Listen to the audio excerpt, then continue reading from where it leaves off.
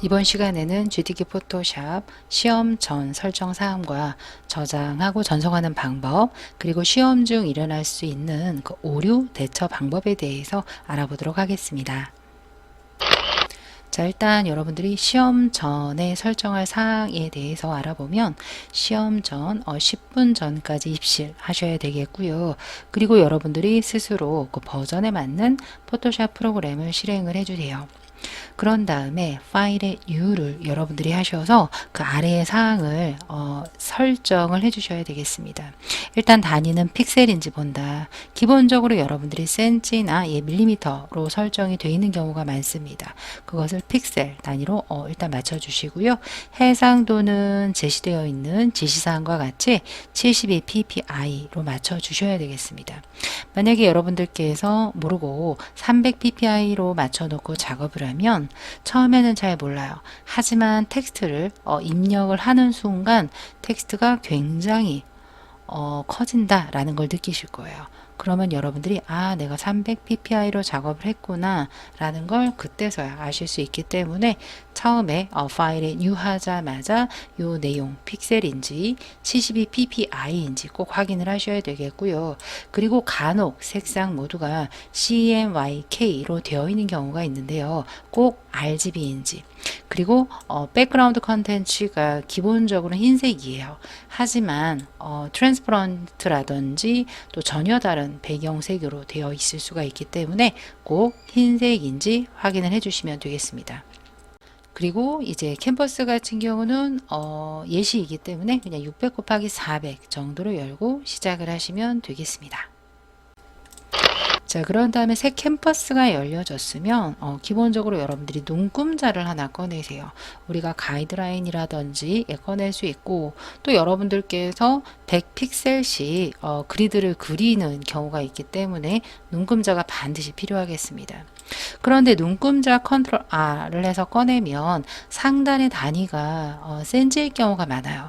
그것을 상단에 눈금자 있는 부분에서 우클릭을 해주세요. 우클릭을 하셔서 거기서 픽셀로 되어 있는지 한 번만 확인해 주시면 되겠습니다. 자, 그 다음으로 여러분들이 하셔야 될 건 이거는 옵션 사항이에요. 선택 사항이라 하셔도 되고 안 하셔도 되는데, 그 출력 형태 이미지의 위치를 조금 더 잘 알고자 100픽셀씩 그리드를 그리고 시작을 하시는 분들도 있습니다. 이렇게 하기 위해서는 여러분들이 환경 설정 컨트롤 K 들어가 주시고요. 거기서 좌측에 보시면 가이즈 그리드 앤 슬라이스라는 탭이 있어요. 그 탭을 누르시면 거기에 그 그리드 부분에 일단 단위가 픽셀인지 보시고, 그리드 라인을 내가 100픽셀만큼 긋겠다, 100픽셀만큼 긋겠다라고 표시를 해주시고요. 그 옆에 보시면 서브 디비전이라고 있습니다. 이 100픽셀 안에 100픽셀마다 이렇게 조그만 서브 디비전 작은 눈금선이 또 있게 하겠냐? 아니다. 그냥 한 파트로 하겠다 라고 해서 1 이렇게 입력을 해주시고 설정을 완료를 하신 후에, 그런데 여러분들이 바로 이제 나가면 캠퍼스에는 바로 그리드가 보이지 않습니다. 이 그리드는 뷰라는 메뉴가 있습니다. 뷰에서 그리드 보이게 하셔도 되고요. 아니면 단축키 한번 써보세요. 컨트롤 작은 따옴표 이렇게 해주시면 100픽셀씩 이게 깍두기 모양으로 그리드가 그려진 걸 보실 수가 있겠고요. 이렇게 그리드를 그리셨다면 필기구를 가져가셔서 시험지를 받자마자 100픽셀씩 딱 그려놓고 준비해 주시면 되겠습니다. 자, 그리고 이제 10분 전부터 감독관의 지시하에 저장 및 전송하는 방법의 안내를 받게 될 건데요. 이제 10분 전의 상황이에요. 코아스 수험자용을 더블 클릭하세요 라고 이제 감독관이 말씀을 합니다. 그러면 여러분들의 수험번호에 적힌 수험번호를 입력을 해 주시는 거죠. 그리고 나서 이제 확인을 누릅니다. 그러면 위 지정사항이 맞습니까? 라는 메시지와 함께 여러분들의 그 뭐 수험번호라든지 좌석 번호 등이 이제 보이게 되는데요. 확인 버튼을 계속 누르다 보시면 마우스 포인터가 움직이지 않는 정지 화면이 나옵니다. 거기에 문구가 또 적혀 있으니까 그런 것들 읽고 잠시 대기를 하시면 되겠습니다. 자, 이제 시험이 바로 시작이 되고 10분 정도 지나면 감독관님께서 지금 하고 있는 작업을 JPG나 PSD로 저장을 하세요 라고 합니다. 둘 중에 하나만 어디다가 라이브러리에 문서에 GTQ 폴더에 저장을 하셔야 돼요. 그런데 이제 많은 분들이 어디로 가냐면 우리가 이미지 파일을 열고 하기 때문에 이미지에 들어가 있어요. 그래서 또 이미지에 PSD나 JPG를 저장을 하죠. 그러면 전송이 되질 않습니다.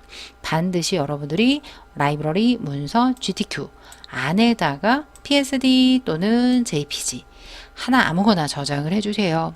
그런 다음에 하단 작업 표시줄에 보시면 코아스 소음자용이라고 해서 물방울 무늬 5개짜리 동그라미가 보입니다. 코아스 소음자용을 클릭을 하면 우측 화면처럼 이렇게 보이는데요. 거기 보시면 답안 전송이라는 핑크색 버튼이 있습니다.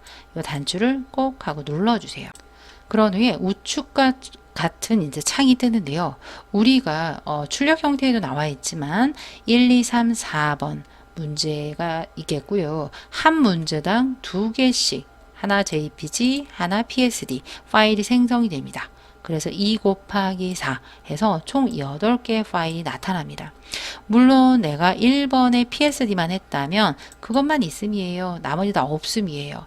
그래서 내가 1번 PSD만 이렇게 체크를 해요. 그런 다음에 답안 전송을 하면 감독한 PC에 모두 다 같이 취합이 되기 때문에 그것으로 채점이 이루어지는 시험이 되겠습니다. 그래서 이 과정을 줄이지 않은 PSD를 일단 저장을 해서 전송까지 해버리면 그 다음부터는 여러분들 스스로 하나씩 할 때마다 답안 전송 창을 눌러서 이런 화면이 보이면 내가 만약에 4개를 했다 하시면 이렇게 4개를 체크를 해서 답안 전송하고 계속 작업을 진행을 해주시면 되겠는데요. 만약에 내가 분명히 했는데 여기 없음이라고 뜬 거예요. 그것은 이유가 딱 2가지예요.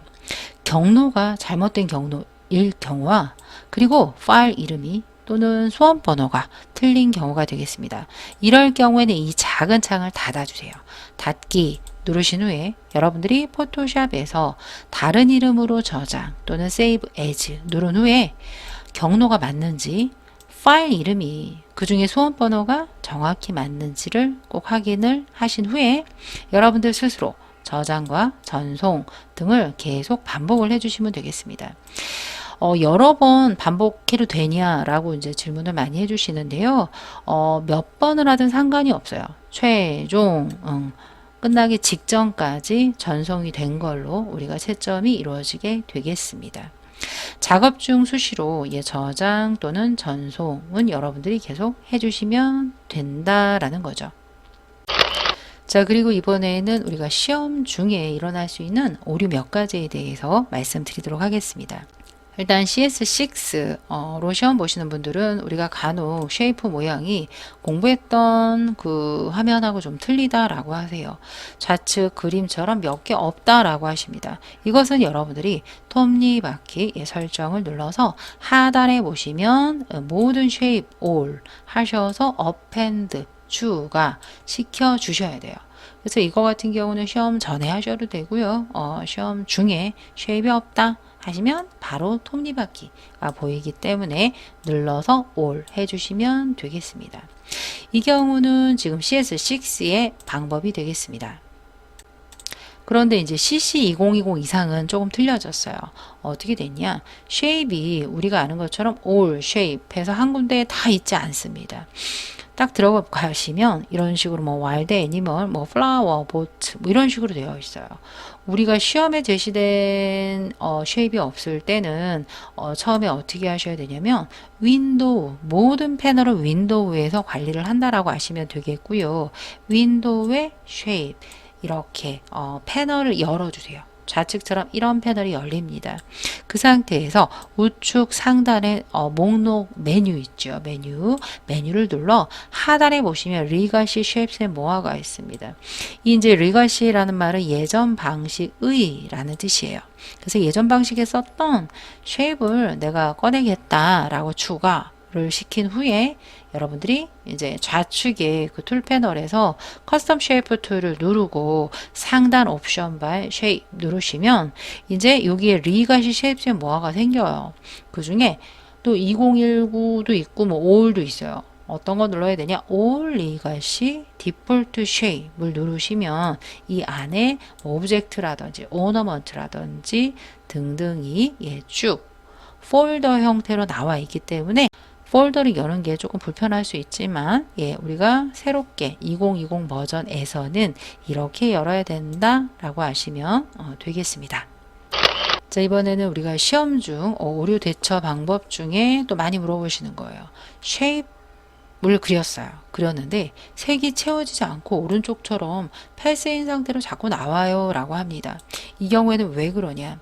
우리가 상단의 옵션 바에서 쉐입을 그릴 때 상단이 쉐입의 속성이 아닌 패스로 선택이 되어 있기 때문에 패스인 상태에서 커스텀 쉐입을 누르시면 이런 식으로 진짜 패스만 보이는 걸 보실 수가 있겠습니다. 그래서 얘를 지우고 일단 상단의 옵션 바를 패스를 쉐입으로 변경을 하고 다시 커스텀 쉐입에서 그리시면 되겠습니다. 자, 간혹 우리가 다각형 올가미 툴이라든지 빠른 선택 툴 등으로 추출할 때 갑자기 느려지는 경우가 있습니다.